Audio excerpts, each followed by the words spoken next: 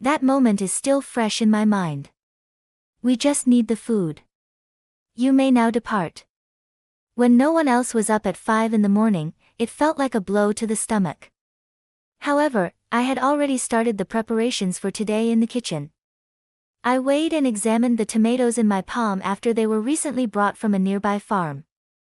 Tight-skinned and well-balanced in terms of sweetness and acidity, these tomatoes were cultivated on Salvatore's land. They also did well this year. Well done. This determines the appetizer. I launched my restaurant, Terra, 5 years ago. I never imagined having my own apartment in my 20s when I first started working in the culinary industry as a youngster. But I've come this far because of the relationships I've formed with regional farmers and my commitment to sustainable food. These days, I get asked to TV shows on occasion, and I have more than 100,000 followers on social media. But I'm happiest when I'm confronting ingredients every morning. It was a quiet morning when my phone vibrated. On the screen was a name I knew well, my brother, Elliot. What a strange hour. His booming voice boomed as he pressed the call button. Hey, Isabella, how are you? All right. What's going on, then? Actually, I'm getting married to Victoria. Congratulations. The marriage of my brother. That doesn't surprise me. He has always been the kind to drive fancy automobiles, wear immaculate outfits, and never pass up an opportunity to establish himself in the community. He is not so much a romantic as he is a strategic person. He is the type of person that does it. So, I was wondering if you could handle the food for the wedding. I held my breath for a second, but he went on without waiting for my response. I trust your taste, of course, but you are aware that a wide range of individuals, including many members of high society, will attend the event. I thus want you to remain completely behind the scenes. Aim to avoid becoming very noticeable. Okay. I suddenly experienced a chill in the middle of my chest. You mean you don't want people to know I'm your chef's sister? That isn't the case. Simply said, there are a number of factors to take into account. Positions to hold on to. My brother's words haven't changed over the years. Even when I entered the culinary world, he coldly said, a life of just making food? You could be something bigger. I've held my knife all these years with those words always at my back. Fine, Elliot. I'll take on the catering, but I have one condition. What is it? My cooking is meant to convey the soul of the ingredients and the feelings of the creator. If you want to hide that, you should look elsewhere. Silence followed for a while. I could hear my brother's sigh through the phone. Let me think about it. After hanging up, I took a deep breath and returned my attention to the tomatoes. No matter how much people dress things up on the outside, this flavor never lies. I am the owner-chef of a 2-star restaurant. It's such a popular restaurant that critics praise it, and customers make reservations months in advance. But my family only sees the grease stains on my apron, the burns on my arms, the flour dusting my clothes. To them, I'm not a respected restaurateur. I'm just someone who cooks for a living. My brother has always looked down on me. In his eyes, real success means boardroom presentations and corner offices, not standing in a hot kitchen creating culinary masterpieces. He never says it outright, but whenever I show up at family gatherings wrapped in the scent of garlic and herbs, I can always feel his cold gaze on me. His slight grimace when I describe a new dish I've created. The way he introduces me to colleagues with that dismissive tone, my sister just runs some restaurant, as if my passion was something to be ashamed of. The signs were everywhere. At our usual Sunday dinner, my mother offered her typical backhanded compliments. She made a condescending remark about my little cooking hobby, and while my parents wholeheartedly celebrated Elliot's promotion, they barely acknowledged the fact that my restaurant had earned its 2nd Michelin star. Their attitude hurt me more than I wanted to admit, but still, I tried to be the one to support the family. It was a few years ago when my father collapsed. He fell ill before reaching retirement and remained unable to work for a long time. As my father's chronic illness worsened and he was in and out of the hospital, their living expenses quickly dwindled. My brother, meanwhile, maintained the appearance of a respectable life, but in reality, he offered little support to our parents. I naturally found myself stepping into the role of their main source of support. "Could you help us out just a little?" When my mother said that, I nodded without hesitation. Somewhere in my heart, I felt relief that they were finally turning to me for help. To them, I was only the chef's daughter and the chef's sister. Yet that looked down upon title was now quietly supporting the family. Ironically, these hands that had been stirring pots all these years had become hands that supported our household finances as well. On my restaurant's day off, I was enjoying dinner with Lauren at the buzzed-out new place, Libino Noah.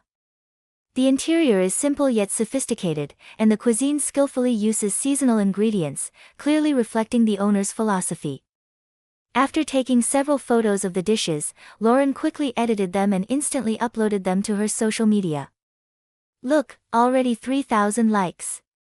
That's too fast. This is what happens when you catch the right wave.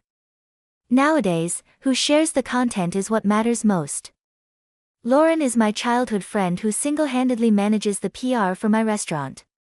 For someone like me, who has charged ahead purely on love for cooking, her strategic perspective has been an invaluable asset. She's serious with a strong sense of justice, unable to stay silent when someone is getting the short end of the stick. That's why she's repeatedly told me, "You should express yourself more," when I've silently endured my family's treatment. Just as dessert was being served, my smartphone vibrated. Seeing the name on the screen, my heart skipped a beat. It was Elliot. "Excuse me for a moment." I stepped away from the table and went out to the terrace to take the call. My brother's voice came through in a composed tone. "Isabella, about our previous conversation. After talking with Victoria, we've decided to ask you to handle the wedding food after all. We'll accept all your conditions." Silence followed for a moment. "All right. I'll make the best dishes I can, the ones worthy of your wedding." After I hung up, I returned to the table, and Lauren immediately picked up on my expression. "That was it?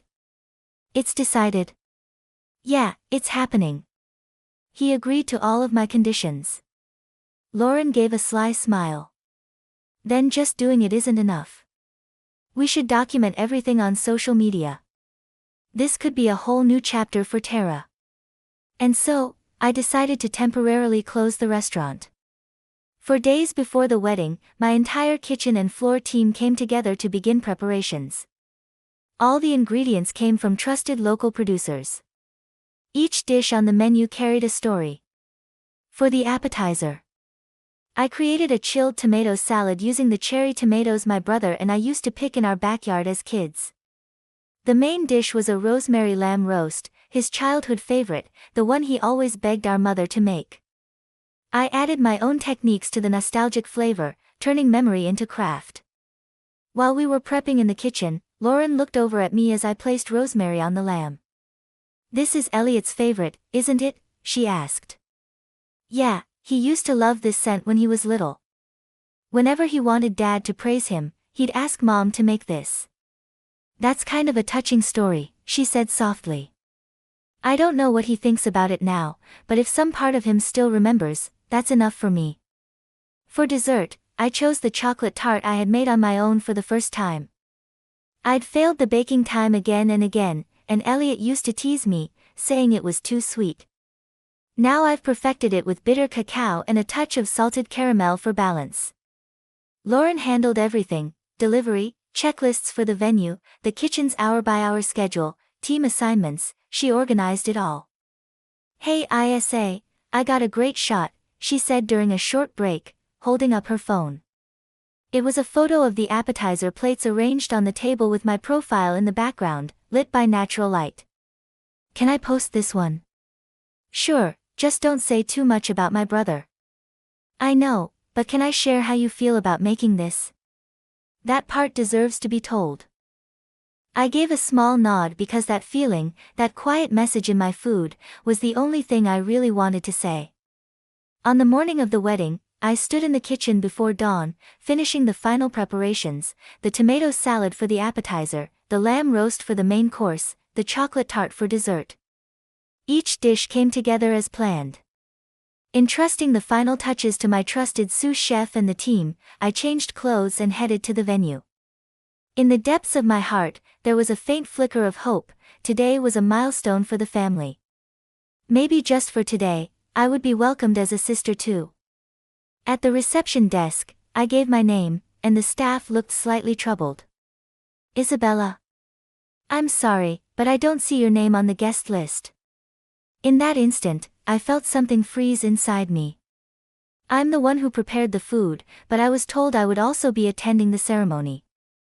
Just as the staff was about to say something, I heard my brother's voice behind me. Isabella, what are you doing here? I turned to see Elliot, dressed impeccably in a tailored suit, a frown between his brows.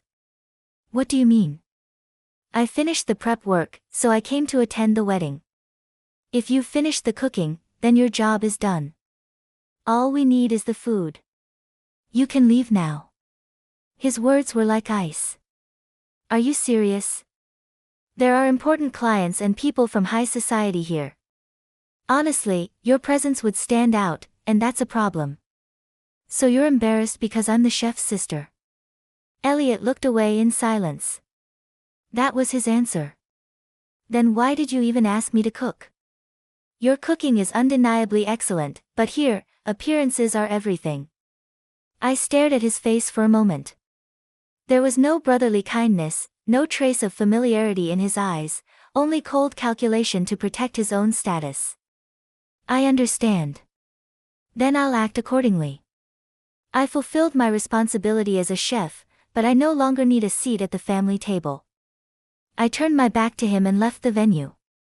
There was an eerie stillness deep in my chest. Some part of me had sensed this might happen. Still, I felt a twinge of regret for not being able to let go of hope until it came to this. I left the venue, got into a taxi, and immediately took out my phone. I opened my social media account, took a deep breath, and typed out the truth. Everyone, how would you feel if your family treated you as just the person to make the food? Today, I was tasked with preparing the food for my brother's wedding. I closed my shop for the day and spent 4 days preparing the food. I also provided financial assistance for the wedding. But when I arrived at the venue, they wouldn't let me in, telling me, all we need is the food. Now go home. I won't stand for my work and myself being treated as separate anymore. As soon as I pressed the post button, I could see the responses spreading rapidly, likes started coming in, comments flowed, and retweets spread like wildfire. A few minutes later, my phone rang. It was Lauren. Hello, Isabella, is that post really true? It's true. I wasn't even invited. My brother turned me away at the reception, saying, we just need the food. I could hear Lauren gasp on the other end of the line. You've got to be kidding. I wish I were, but it's reality. It made everything clear, they only wanted to use me. Lauren was silent for a few seconds, then finally spoke in a low, cold voice. You're canceling the food? No, I said firmly. I'm not canceling the food. Lauren was quiet again. Why not? Because no matter how he treats me, I still take pride in my work, I said, my voice steady. The guests didn't do anything wrong. They came here expecting a meal crafted with care, and I'm not going to let his cruelty compromise my standards. There was a pause, then Lauren sighed softly. You're incredible, you know that? I smiled faintly, even though she couldn't see it. Thanks, but right now I just want to do what I believe is right. Got it, she said. If you need anything, anything at all, you call me, okay? Okay. And with that, she hung up. Then a message arrived almost immediately. I'll help spread this too. Don't let them get away with this. Lauren shared my post with her over 100,000 followers, adding the following message, a talented woman being unfairly treated by her family. This is the truth behind the wedding. We must raise our voices. Little did I know, this would trigger an unexpected ripple effect. After that, I was sitting in a corner of the kitchen at my restaurant, holding a cold herbal tea in my hand, staring blankly at the floor. The days spent on preparation, the team's efforts, and the thoughts put into the dishes, everything had been dismissed with a single word: unnecessary. The harsh reality tightened deep inside my chest. Overwhelmed with frustration and anger, I made a call on the spot to cancel the payment for the wedding dress I had partially funded. My brother's wedding, I had done everything I could to support, not only with the food preparation but also financially. As for the wedding dress, the original plan was to pay only the deposit and settle the rest on the day of the wedding, but I called it off. I realized I had only been used for his convenience. I couldn't forgive the fact that I had been treated like nothing more than a useful tool. When I hung up the phone, I heard the sound of the back door opening, followed by hurried footsteps approaching.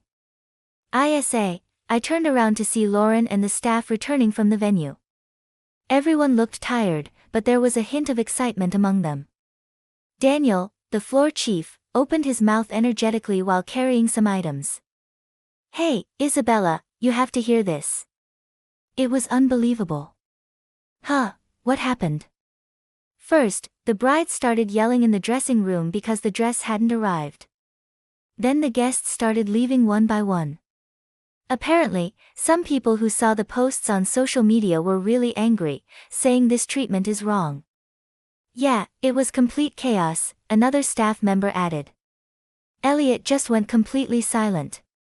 The bride cornered him and yelled, "How could you have let your sister pay for everything," and then kicked her out of the ceremony. They said the dressing room went into full panic mode from that moment. The wedding dress never showed up, and the invited guests who had seen the posts on social media began canceling their attendance one after another. The venue staff were overwhelmed, handling the constant influx of cancellations and inquiries. "It's like a storm," the staff muttered quietly. Lauren let out a deep sigh before speaking. "We were all shocked when we heard the wedding was ultimately called off. It didn't seem like Elliot intended to stop the ceremony, but most of the guests had already left. Even the bride eventually walked out." I stayed silent for a moment, letting her words sink in. The wedding being cancelled, the overwhelming sense of betrayal from my own family, and the strange feeling of freedom that had begun to grow inside me. Ever since that moment, all of it swirled within me, and somehow amid it all, I felt a sense of clarity. "Isabella," Daniel began softly, his voice steady. "It's a shame you couldn't be there to see what happened, but there's one thing that became really clear through all the chaos. Without you, the entire wedding couldn't stand.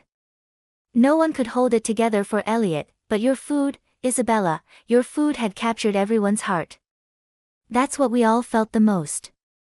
Actually, it wasn't just us who enjoyed the food you had prepared. It was also shared with the venue staff, and everyone was saying, 'We feel so lucky to have tasted something this delicious.'" They were truly moved. I smiled, nodding deeply as I replied, "Thank you, Daniel, and I truly meant it from the bottom of my heart." Lauren slowly sat down next to me. "Because you raised your voice, it finally got through. If you'd kept silently enduring, no one would have understood. But today was different." I gave a small nod. The tears no longer came, but deep inside, I could feel something quietly unraveling. My brother, who had been so obsessed with having the perfect wedding, was now standing in the midst of the chaos he had wanted to avoid the most. It was ironic, but it was also just a small fraction of what I had silently endured without saying a word. Thinking this, I quietly took a sip of my herbal tea. After that, the staff began tidying up the equipment and gradually returned to preparing the restaurant for service. Despite the chaos that had unfolded at the wedding venue, we were able to move on to our next task without missing a beat. As I walked toward the kitchen, I suddenly paused. It struck me then, this whole experience had truly set me free. Free from my family, free from the weight of the past.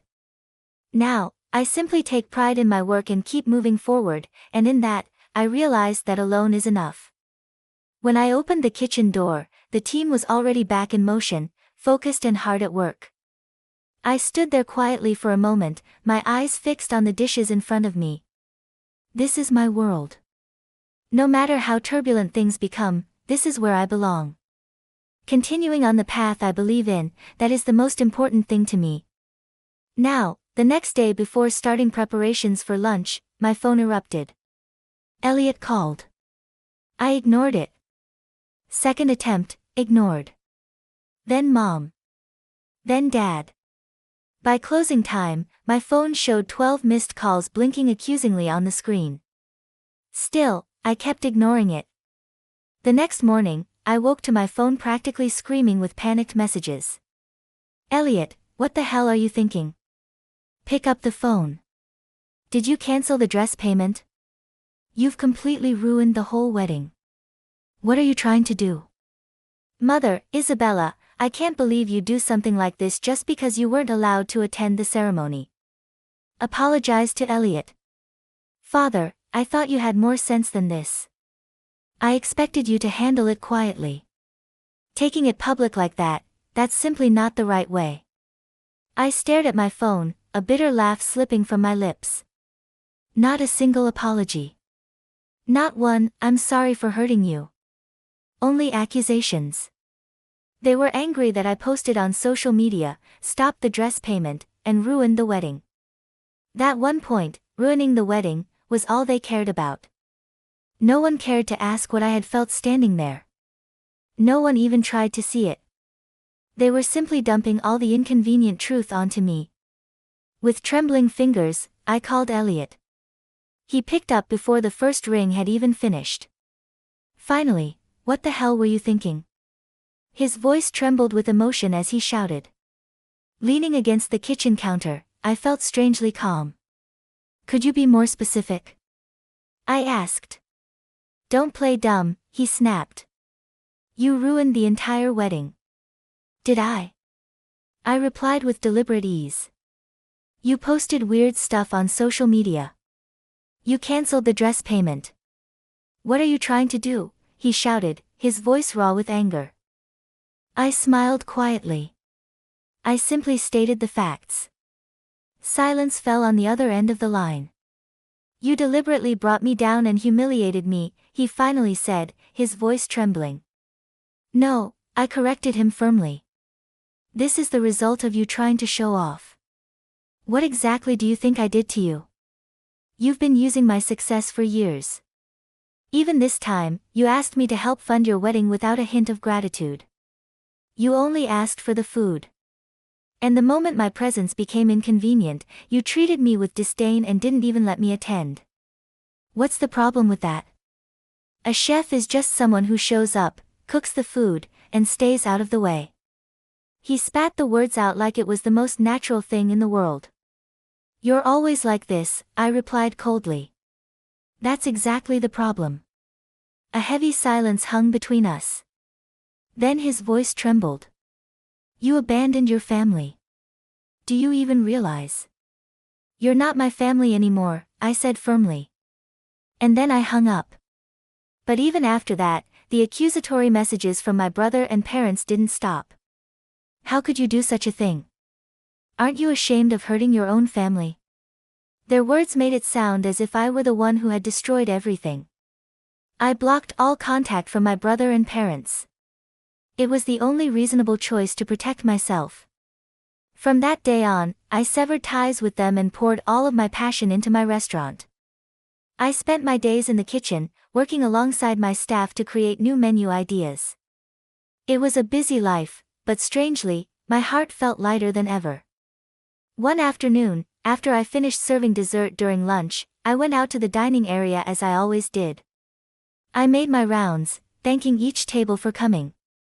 Then my eyes landed on one particular table. Carl. Isabella, it was my cousin. Carl, you look well, I said. You too. This place is just as lovely as everyone says. It was really hard to get a reservation, he said with a shy smile, still savoring the lingering sweetness of the dessert. How was the food? It was incredible. You're amazing. I was really looking forward to having your food at Elliot's wedding, but I heard what happened, his voice dropped slightly, like he was about to share a secret. Actually, Elliot and Victoria called off their engagement. I see. I wasn't particularly surprised. I just listened quietly. That whole wedding incident, did you know it made the rounds online and in the news? The headline was something like, "Renowned Chef Kicked Out of Brother's Wedding." The public didn't stay quiet about it, Carl said with a complicated look on his face. He lost a lot of trust at work, too. I heard his colleagues and bosses say a lot to him. It got pretty uncomfortable, and in the end, he quit his job. He's not living the flashy lifestyle he used to, and I think he's in debt now. Part of me feels a little sorry for him, but honestly, he brought it on himself. I stayed silent, saying nothing. Carl paused for a moment before speaking again. Actually, it's not just Elliot. Your parents also seem to be in a pretty tough situation lately. I looked at him with a surprised expression. Carl seemed to choose his words carefully before continuing. Your dad's health has worsened again, and he's been going in and out of the hospital. Your mom can't handle it alone, and she's been struggling a lot. I think she's called my mom a few times asking for help. At those words, I instinctively closed my eyes. I thought about how I had been supporting my parents ever since my father could no longer work. Even when work was busy, I kept sending money to my parents, worried about their financial struggles. I was able to do that because I had a stable income. But since I stopped supporting them, it seems things have become tough for them. Now, your dad's medical expenses are putting a strain on their finances, and your mom's been taking on extra work. But Elliot is overwhelmed with his own issues, so they can't rely on him. Hearing this, I let out a quiet sigh. Since that day, I had decided that I would no longer provide any further financial support to my parents. I sometimes found myself questioning if that decision had been the right one. Carl continued, "That's why, right now, they can't borrow money and be able to pay it back. They're getting more and more tired, and they don't know what to do."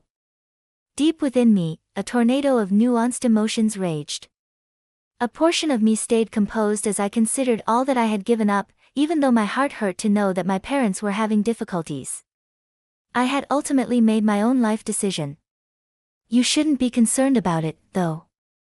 Carl responded softly, "You've already done enough." "Thank you," I couldn't resist grinning.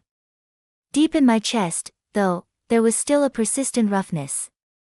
I no longer felt sympathy or resentment, even after learning of my brother's and my parents' demise. All that was left was the silent pain of that moment. I found myself reflecting on what I had been able to preserve, my pride, my job, and myself, instead of what he had lost. Forgiveness and hatred were no longer necessary. Now, my life is going in a totally different direction from my family's, and I'm progressing gradually and according to my own schedule.